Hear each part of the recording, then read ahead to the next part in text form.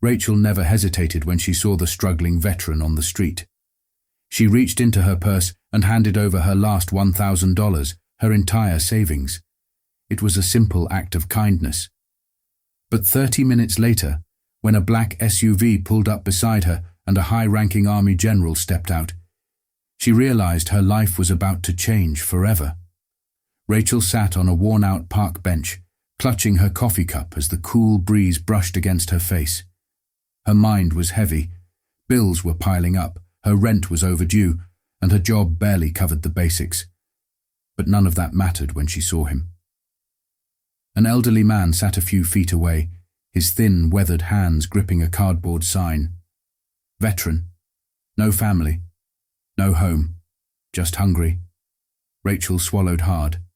She had seen many people ignore men like him. Rushing past, pretending not to notice. She couldn't. Taking a deep breath, she reached into her purse and pulled out a small envelope, the last of her savings. Exactly $1,000. Her fingers trembled as she walked toward him. "Sir?" The man looked up, his tired eyes filled with something deeper than exhaustion. Shame. Rachel placed the envelope in his hands. "It's not much, but I hope it helps." His eyes widened. "Miss, I can't take this." "You can," she said softly. "And you will." Tears welled in his eyes, but he didn't argue. He clutched the envelope like it was a lifeline. "I don't know how to thank you." "You don't have to," Rachel said with a small smile. "Just promise me you'll eat something warm today." He nodded, unable to speak. Rachel turned to leave, her heart heavy yet strangely light. She had no idea how she was going to get through the month now, but deep down, she knew she had done the right thing. Then, 30 minutes later, everything changed. A sleek black SUV pulled up beside the park. The doors swung open, and a man in full military uniform stepped out. People turned to look. Whispers filled the air. Rachel blinked in confusion. Why was an army general walking straight toward her? He stopped right in front of her, his sharp eyes locking onto hers. "Miss Rachel Dawson?" he asked. Rachel's heart pounded. Yes." The general took a deep breath, then said something that made her entire world spin. "The man you just helped isn't who you think he is." Rachel's breath hitched. She glanced toward the bench where the old veteran had been sitting, but he was gone. Her pulse quickened. "What do you mean?" The general's expression was unreadable. "I need you to come with me." Rachel instinctively took a step back. "I'm not going anywhere until you tell me what's going on." The general studied her for a moment before nodding. "Fine, but you should sit down for this." Rachel hesitated, then slowly lowered herself back onto the bench. The general exhaled. "The man you helped today isn't just any veteran. His name is Colonel James Harrington." Rachel frowned. "Should I know him?" The general's jaw tightened. "You should. 20 years ago, he was one of the most respected officers in the military. He led some of the most classified operations in history, saved countless lives. He was on track to become a general himself." Rachel's stomach twisted.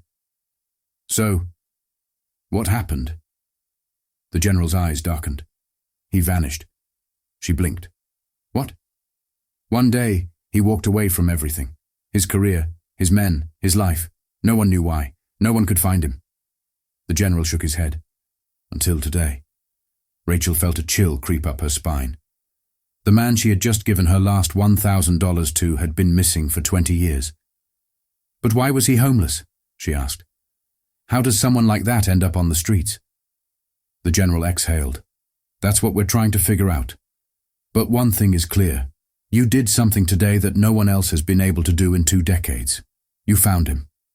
Rachel swallowed. I didn't." The general held up a hand. "Miss Dawson, I don't think you understand. That money you gave him, that kindness, it wasn't just a random act. It was the first real human connection he's had in years, and it may have just saved his life." Rachel's heart pounded. "Where is he now?" The general looked over his shoulder at the SUV. "He's waiting to see you." Rachel's breath caught. This morning she had woken up worrying about rent, about bills, about the weight of her own problems. Now, she was about to face a man whose story had been lost to the world, and she had no idea how deep this mystery really went. Rachel hesitated. Was this really happening? Just 30 minutes ago, she had handed a struggling veteran her last $1,000, thinking she'd never see him again. Now she was being told he had been missing for 20 years. Her hands clenched into fists as she exhaled sharply. "Take me to him." The general nodded. Without another word, he led her to the SUV. The moment she slid into the back seat, her heart pounded. Sitting across from her was Colonel James Harrington. But he looked different. Gone was the frail man clutching a cardboard sign. Now he sat upright, freshly cleaned, wearing a simple but neat button-down shirt. His sharp blue eyes locked onto Rachel, filled with something she couldn't quite place. Recognition. "Miss Dawson," he said, his voice stronger than before. "We need to talk." Rachel swallowed. "You remember me?"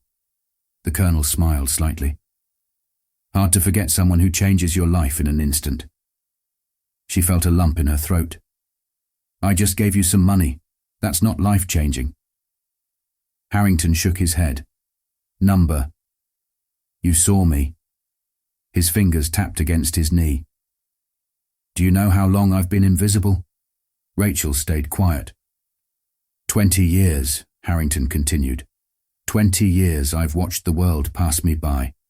I had everything once: respect, purpose, a home. Then one decision, one mistake, and it was all gone. Rachel frowned. What happened? The general, who had been quiet until now, finally spoke. "That's what we need to figure out. Harrington disappeared in the middle of an operation. No explanation, no trace, just gone." Rachel turned back to the colonel. "Why did you leave?" Harrington's jaw tightened. "Because I knew something they didn't want me to know." A heavy silence filled the SUV. Rachel's fingers curled against her lap. "What do you mean?" Harrington looked at her carefully. "I can't say yet. Not until I know who I can trust." He took a deep breath. "But what I can tell you, Miss Dawson, is that your kindness today, it wasn't just fate." Rachel's brows furrowed. "What are you saying?" Harrington's lips pressed together, as if deciding whether to say what was on his mind. Then finally, he exhaled. "I know your father." Rachel's breath hitched. "What?" Harrington nodded. "I served with him, a long time ago." Rachel's stomach twisted. "That's impossible. My father was never in the military." Harrington's eyes darkened. "Is that what he told you?" Rachel's blood ran cold. This wasn't just about a homeless veteran anymore. This was about her, and she was about to uncover a truth that could change everything she thought she knew about her own life. Rachel felt her entire world tilt.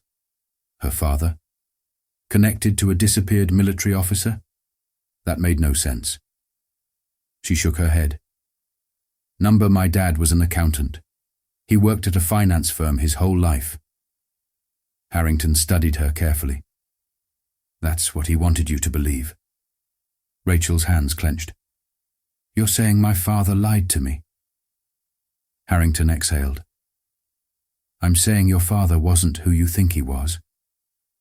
Rachel felt her pulse quicken. This was insane. Her father was an ordinary man, wasn't he? She turned to the general, expecting him to dismiss Harrington's words. Instead, the older man looked tense, as if he already suspected the truth.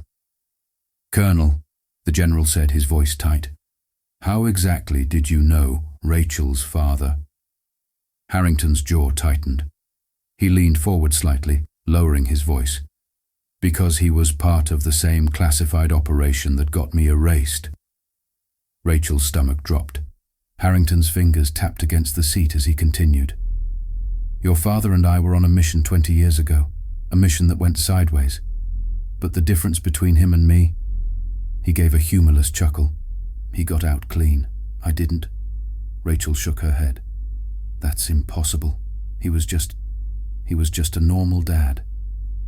Harrington's gaze softened. Did he ever talk about his past? Rachel opened her mouth, then closed it. She had never really thought about it before. Her father never talked about his younger years. He avoided old photos, changed the subject when asked. Even when she was little, something about his past had always been a mystery. Her breathing quickened. What was the mission? Harrington hesitated. Then he glanced at the general. I tell her, I put a target on her back. Rachel felt a chill crawl up her spine. A target? What do you mean? Harrington's expression darkened. You helping me today? It wasn't just luck. Someone was watching. Someone saw. The general stiffened. Are you saying? Harrington nodded grimly.